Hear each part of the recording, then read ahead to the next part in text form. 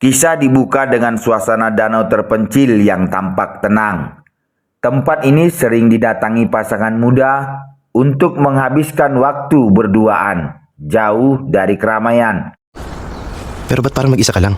Namun ketenangan dan kedamaian tersebut segera terasa ganjil karena kamera sering mengambil sudut pandang sembunyi, seolah ada sesuatu yang mengintai. Film kemudian memperkenalkan Peter, seorang pria muda yang bekerja sebagai videografer lepas. Diam-diam, ia merekam pasangan-pasangan yang datang ke danau tanpa sepengetahuan mereka. Rekaman itu ia simpan dan jual secara ilegal demi uang. Bagi Peter, ini hanyalah sekedar pekerjaan. Tidak ada keterlibatan emosional, tidak peduli pada dampaknya bagi orang lain. Kamera menjadi alat kekuasaan dan jarak aman. Film memperlihatkan rutinitas Peter. Kaso dati puro single ang pupunta dito.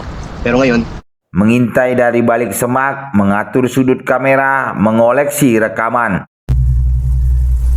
Ia merasa aman karena tidak pernah terlibat langsung. Baginya, danau adalah ladang uang sekaligus tempat pelampiasan voyeurisme.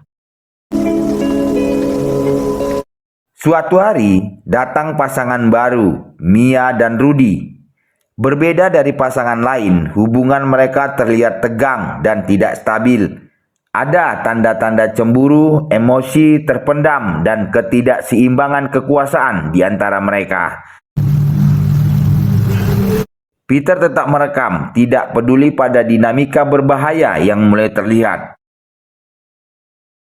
Saat Peter mengamati Mia dan Rudy, ia merekam pertengkaran serius. Emosi Rudy semakin tak terkendali. Mia tampak ketakutan dan ingin pergi, tetapi situasi berubah semakin buruk.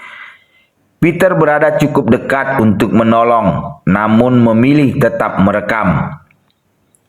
Ketegangan memuncak menjadi tindakan kekerasan fatal. Peter secara tidak sengaja merekam kejadian serius yang terjadi di tepi danau. Ini adalah momen paling penting dari film ini. Kamera yang sebelumnya hanya merekam hasrat, kini merekam kematian.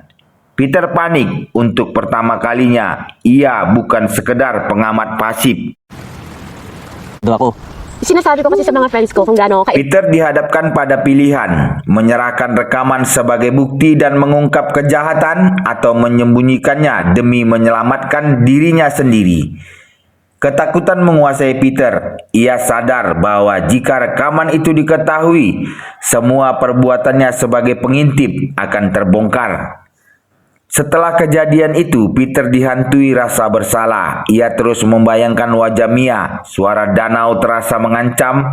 Ia mulai menyadari bahwa selama ini ia bukan sekedar saksi, tapi bagian dari kejahatan karena membiarkannya terjadi.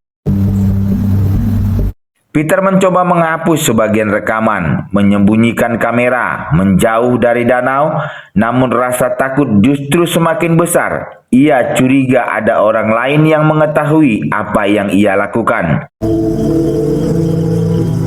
Tekanan memuncak ketika kenyataan mengejarnya. Peter tidak bisa lagi lari dari apa yang ia rekam dan apa yang ia biarkan terjadi. Film menunjukkan bahwa diam dan menonton juga merupakan pilihan moral, dan pilihan itu punya harga. anong klaseng lugar to?